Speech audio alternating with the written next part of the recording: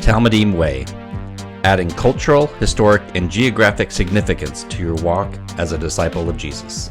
Okay, lesson 3 of Genesis. We're going to be looking at chapter 1, verse 20 through chapter 2, verse 3. And we're calling this one, And It Was Very Good. We begin every study with Acts 17:11, which reminds us to examine the scriptures daily to see if these things were so. So trust but verify. Now let's ask God to bless our study. Blessed are you, Lord God, King of the universe, who sanctifies us and commanded us to immerse ourselves in the words of Torah. Sweeten the words of your Torah in our mouths. Blessed are you, Lord, giver of the Torah. Amen. Looking at days 5, 6, and 7, so we have the fish and birds on day 5, land mammals, and then ultimately man in God's image on the 6th day. Then God gives a special commission to man. So of all his creations, we are the only being that can reason intelligently and act not in reaction to what is going on around us, but we can think about things and make a choice. He proclaims it all very good. Then to begin chapter 2, we have the 7th day and what is the institution of the Sabbath rest, or we might call it in Hebrew the Shabbat rest. Day 5 and verse 20. God said, "Let the waters swarm with swarms of living creatures, and let birds fly above the earth across the expanse of the heavens." So God created the giant sea creatures and every living creature that moves, with which the waters swarm, according to their kinds, and every winged bird according to its kind. And God saw that it was good. As we talked about in the last lesson, the seas and the waters were just very mysterious to the ancients, very scary, very otherworldly. It's just nothing like what is going on above earth. So they came up with all kinds of sea monsters and the demons of the sea and gods of the sea and all that. But again, God is telling us that everything is purposeful, everything is designed, and everything is in order. 1 Corinthians says, "Not all flesh is the same, but there is one kind for humans, another for animals, another for birds, and another for fish." So the creation here is increasing in complexity. Day 5 sees creatures that have cells that we could say have the following systems, and I get this from Chuck Missler. The cells are self-modifying, self-programming, self-diagnostic, self-repairing, and self-reproducing. So all of these systems are contained within the cell. And it's important to note that these types of systems can't evolve. If any one of these systems fail, then the animal dies. Verse 22, "And God blessed them, saying, Be fruitful and multiply, and fill the waters in the seas, let birds multiply on the earth. There was evening and there was morning the 5th day." So back to our system discussion, it actually gets worse than that because all of the systems we mentioned are interdependent. They are all required to be operational on day 1 for survival. If one isn't working, there is no chance of being fruitful and multiplying, as is the charge here. And so the thought of that these could have evolved and gotten better and better to what we see today, it just really doesn't hold water. The most advanced of God's creation is yet to come on day 6, which is man and woman. "And God said, Let the earth bring forth living creatures according to their kinds, livestock and creeping things and beasts on the earth according to their kinds. And it was so. And God made the beasts of the earth according to their kinds, and the livestock according to their kinds, and everything that creeps on the ground according to its kind. And God saw that it was good." It's interesting that he essentially on day 5 says sea creatures and air creatures, but he divides the land-based creatures into 3 categories. So he's getting more specific. Domestic animals, so those are animals with whom man, to this day, they share a unique bond. Creeping things, which is a broad category that might include reptiles, amphibians, insects, and maybe even microscopic organisms. And then the beasts of the earth, which would be wild and non-domesticated animals. So it's all building up to the big climax. Verse 26, "Then God said, Let us make man in our image after our likeness, and let them have dominion over the fish of the sea, the birds of the heavens, the livestock, and over all the earth, and over every creeping thing that creeps on the earth." So God created man in his own image. In the image of God, he created him, male and female, he created them. So we'll note that verse 26 uses the plural, and then verse 27 goes back to singular. We'll talk about that on an upcoming slide and what might be going on there. we see, especially looking at Genesis 2, which I believe is a focused circle back on more details on the creation of man. The skeptic would view it as a conflicting creation account, but I don't see that.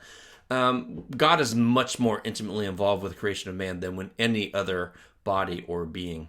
Rashi was a medieval Jewish sage. He says everything else was created by an utterance of God, but in Genesis 2, we'll see that man was created with God's hand. So God was directly involved. He didn't just speak it. Let's explore on the next couple of slides what it means to be created in his image. A while back, I picked up this phrase, following in the dust or walking in the dust of the rabbi. So I've got, on this little image, I've got the Talmudim Way logo with the path leading to the mountains, reminiscent of Middle Eastern footpath. And then I've added a pair of larger footprints, which would be Jesus, and then the smaller footprint would represent us, following in the dust of our rabbi. So as we go through Genesis, I mentioned this previously, but there's this book called Love Your Neighbor, and it's a traditional Jewish book by Rabbi Zelig Pliskin. And he goes through all the Torah passages and specifically highlights examples where we are charged to love our neighbor as ourselves, and that comes from Leviticus 19:18. So the first entry in his book is from this passage in Genesis.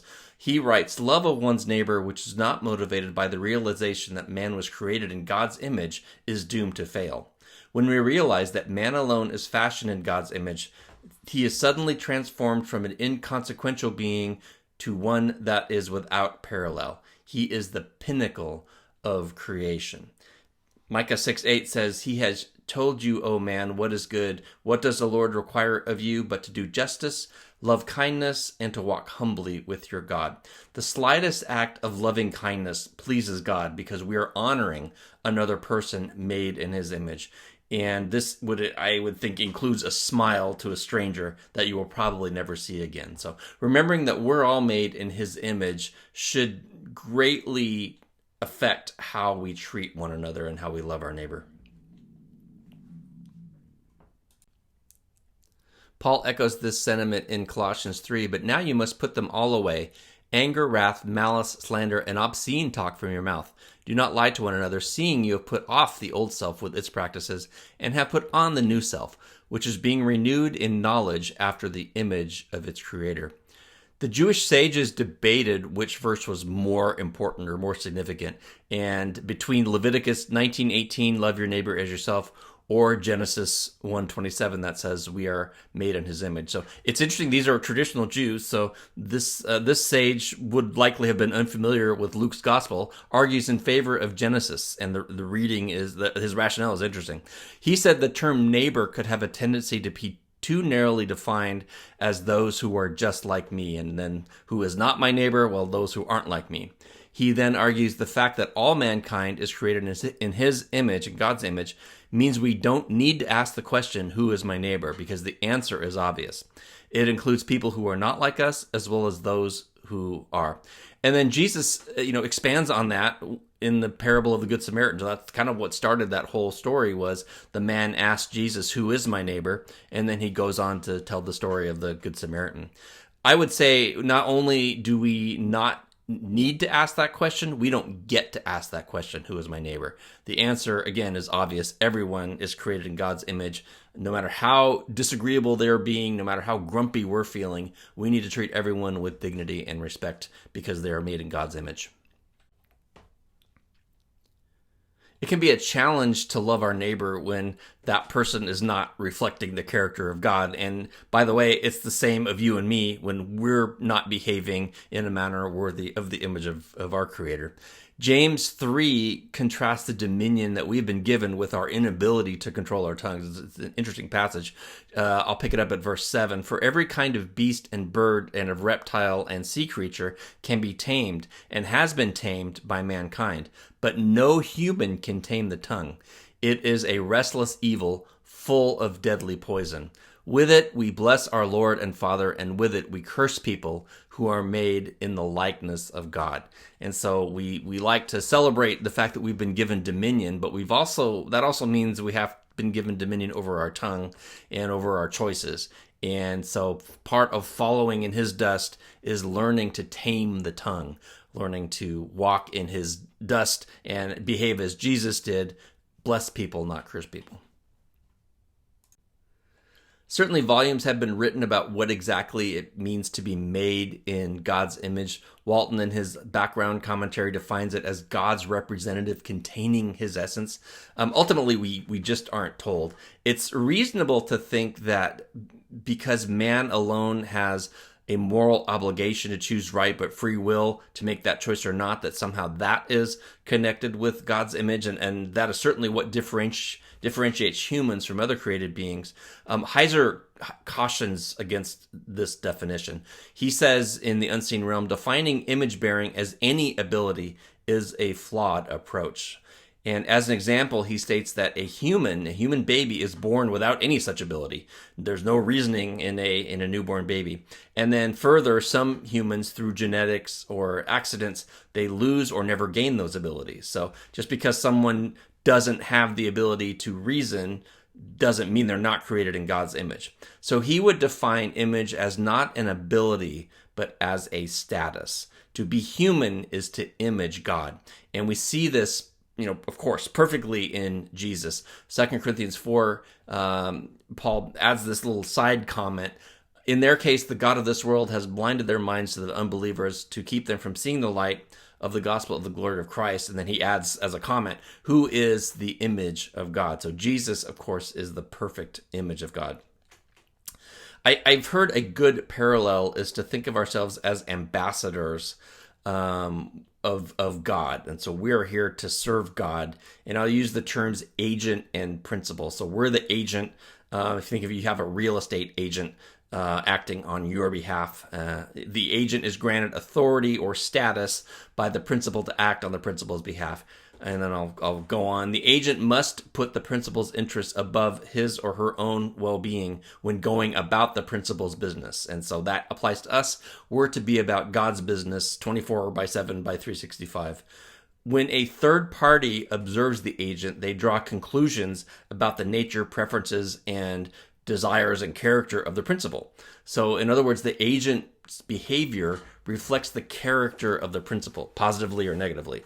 And then also when a third party mistreats the agent, it's the same as if they mistreated the principal themselves. So read Revelation for God making that point very clear. When God's people are mistreated, God takes offense and he goes into action.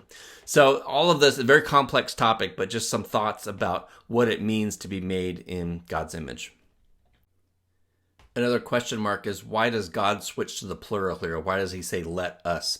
Some Christians would see the Trinity in view. However, Heiser, who is our resident Hebrew scholar, cautions against reading the Trinity into Genesis 1:26 and 27.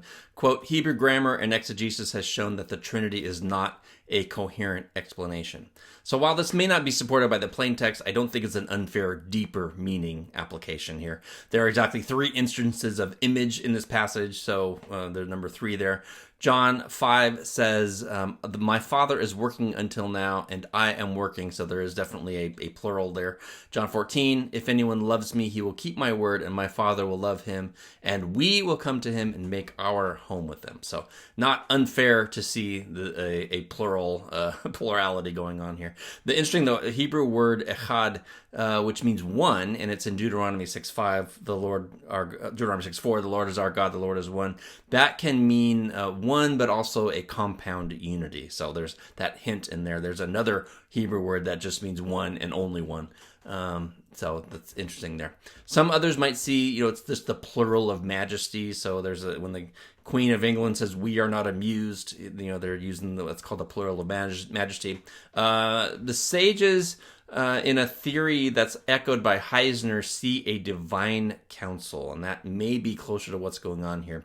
So there's a group, like a conference meeting of angelic beings with God in charge. So quoting Heisner, what we have is a single person who is God addressing a group, the members of his divine council. This does not imply creation was a group consensus or a group project. Genesis 1:27 tells us plainly that God did the creating. We'll see this in various places, but perhaps this type of counsel is obvious in 1 Kings. So let's take a look at that. This is a very curious passage in Scripture, but I think it's giving us a window into that counsel that Heiser is talking about. So the Lord is very frustrated with King Ahab, and he convenes his council, and he asks, basically, what are we going to do? How are we going to deal with this guy? And this is through the prophet Micaiah. Therefore, hear the word of the Lord. I saw the Lord sitting on his throne, and all the host of heaven standing beside him on his right hand and on his left. So there's this image of the council. The Lord said, who will entice Ahab that he may go up and fall at Ramoth Gilead? And one said one thing, and another said another. Then a spirit came forward and stood before the Lord, saying, I will entice him. And the Lord said to him, by what means? And he said, I will go out, and I will be a lying spirit in the mouth of all his prophets. And he said, you are to entice him, and you shall succeed.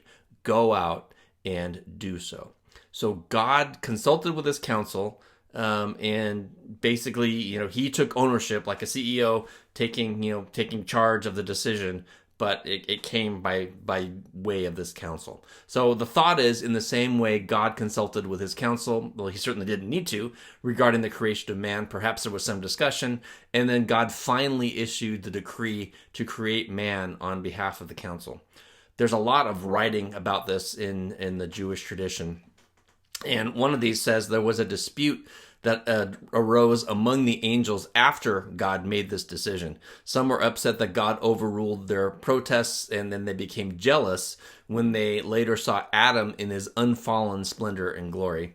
These angels descended then into the created world and conspired with the serpent to plot against Adam, and then we know all this. The rest is history. It's interesting that in Ezekiel 28, in an oracle that starts out being against the king of Tyre, but transforms into a lament over Satan, God says, you were in Eden, the garden of God. So potentially we're getting a hint at why why Satan fell, and then they're trying to answer why Satan fell and what happened next. And the thought is that he was upset that God created man, and then ultimately decided to wage war on man. Verse 28, and God blessed them, and God said to them, be fruitful and multiply, and fill the earth and subdue it. Have dominion over the fish of the sea, over birds of the heavens, over every living thing that moves on earth. We are given this charge to be fruitful and multiply. Lancaster makes a convicting comment for me anyway. It's too late for me, but maybe some of you will think about this. He comments that the people of the world limit the size of their families based on finances. This is to have a spirit of fear. And that convicted me big time. The child of God has no need to fear, and we should trust in God's commandment to be fruitful and multiply. In other words, we should be having big, large families. So food for thought there.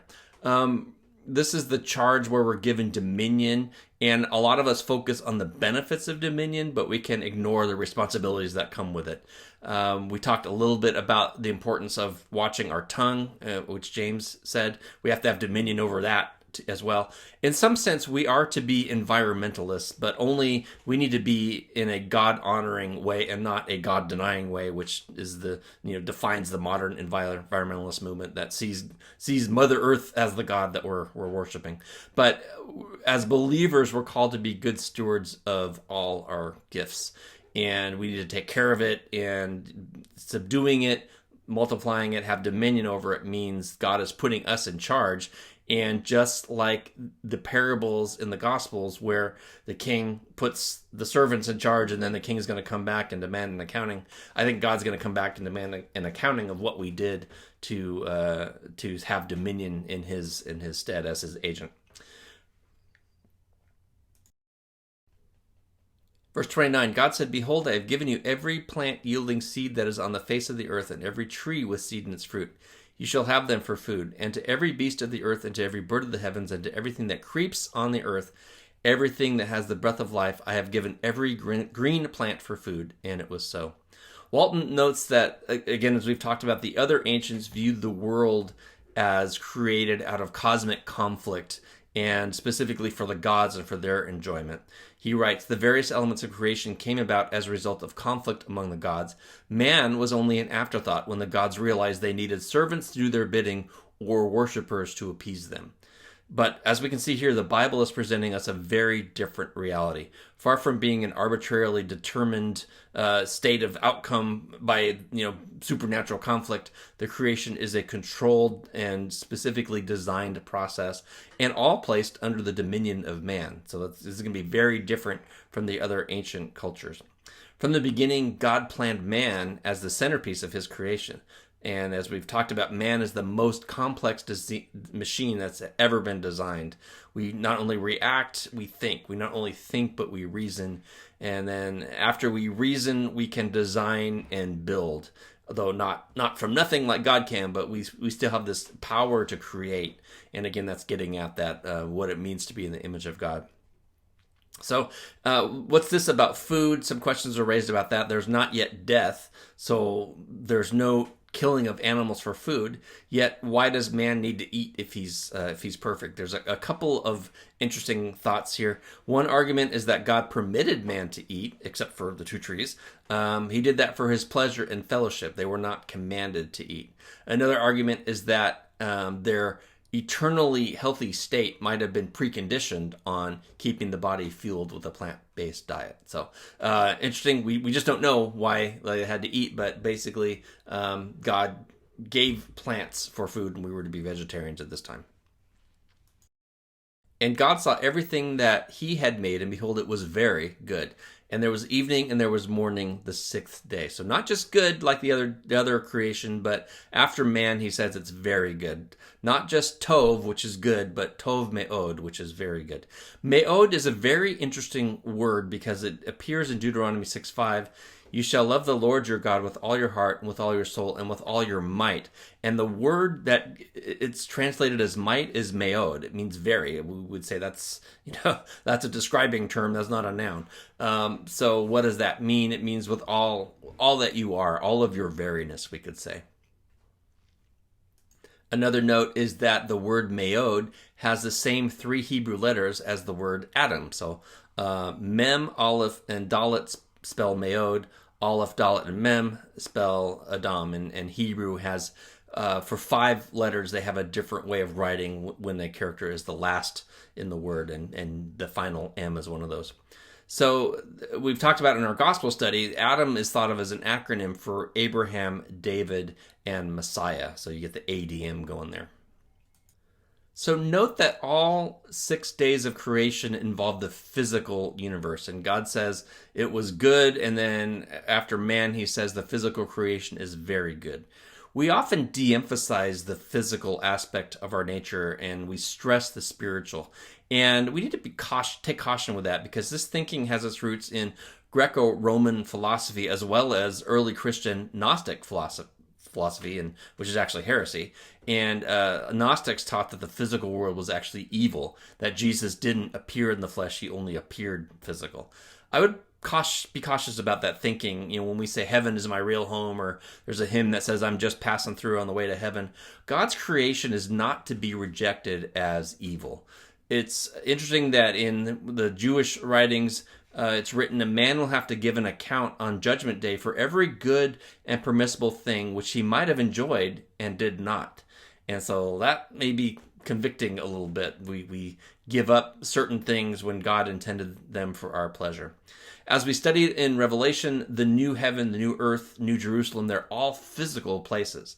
The afterlife, we're not just floating up in the clouds as a spirit being. The afterlife will be a physical existence.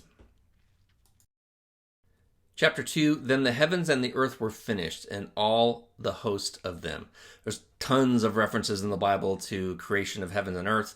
I've got a couple here. Revelation 10, swore by him who lives forever, who created heaven and what is in it, the earth and what is in it, and the sea is what is in it, that there would be no more delay. And towards the end of the book, in chapter 21, then I saw a new heaven and a new earth, for the first heaven and first earth had passed away, and the sea was no more. And certainly when God says it was finished and he rested, we see a picture of that in Jesus' finished work on the cross. It is finished.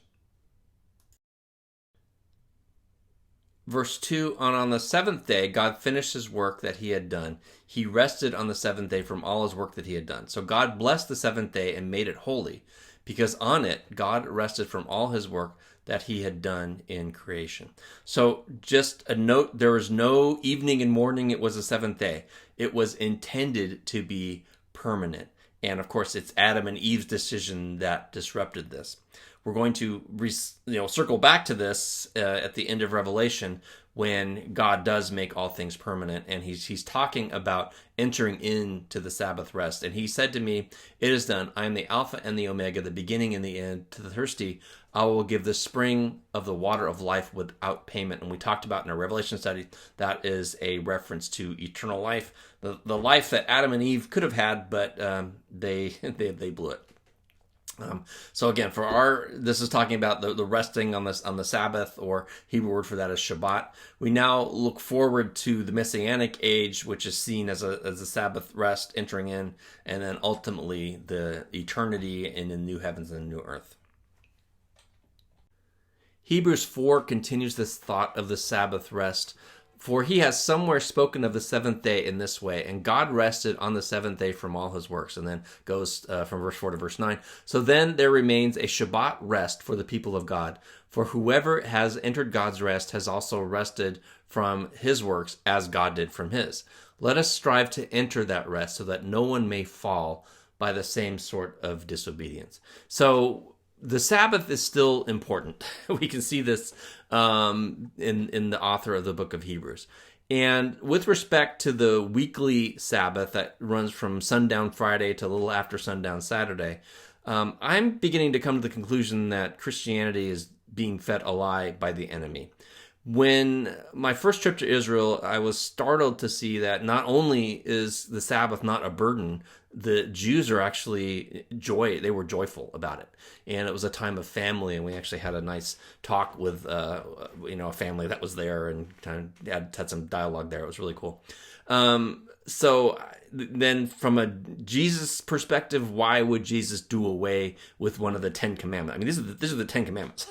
So how would a Jewish Messiah be a Jewish Messiah if he violated the 10 commandments? So I'm not sure I see that.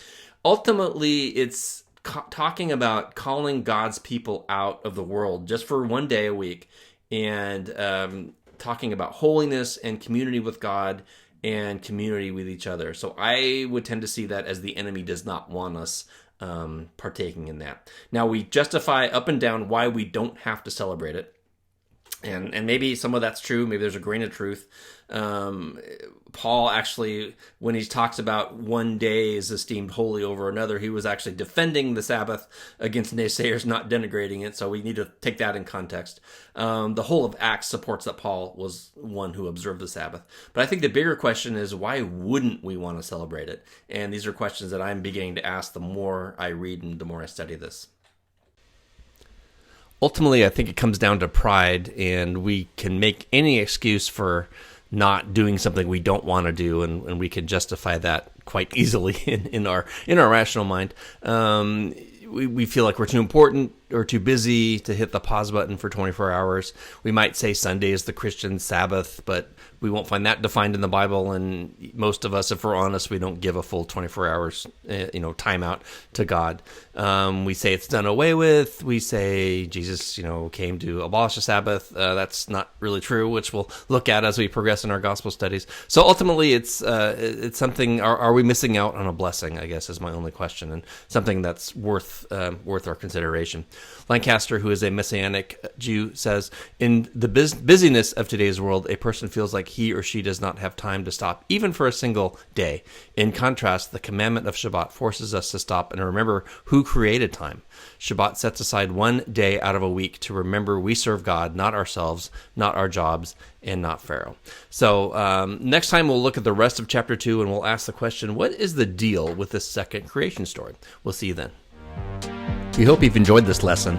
For more information, find us on the web, www.talmudimway.org.